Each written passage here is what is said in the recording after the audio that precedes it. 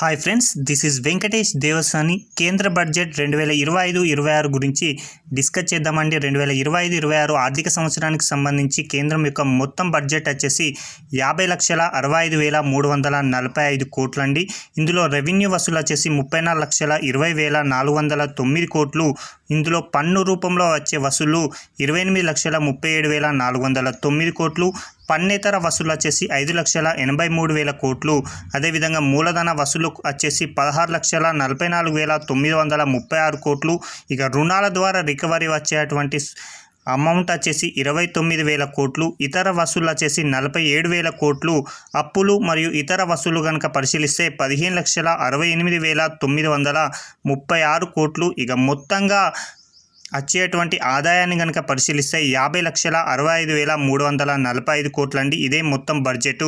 అదేవిధంగా మొత్తం వ్యయం కూడా మొత్తం ఆదాయానికి సమానంగా ఉంది, 50,65,345 కోట్లు. అదేవిధంగా వడ్డీ చెల్లింపులు కనుక పరిశీలిస్తే 12,76,338 కోట్లు అని.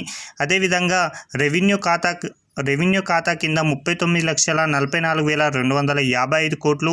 అదేవిధంగా మూలధన ఆస్తుల గ్రాంట్ల రూపంలో 4,27,192 కోట్లు. ఇక మూలధన ఖాతా కింద 11,21,090 కోట్లు.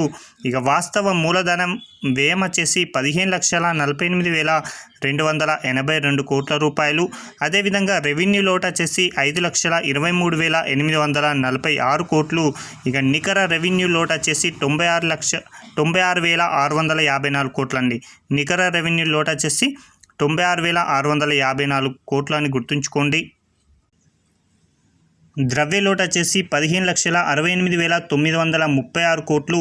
ప్రాథమిక లోటు వచ్చేసి 2,92,598 కోట్లు అండి. ఇవ్వండి కేంద్ర బడ్జెట్కు సంబంధించినటువంటి సంక్షిప్త సమాచారం. మనం వీటికి సంబంధించి బడ్జెట్ అదేవిధంగా సర్వేకి సంబంధించినటువంటి వీడియోలను అతి త్వరలో మీ ముందుకు తీసుకురావడం జరుగుతుంది.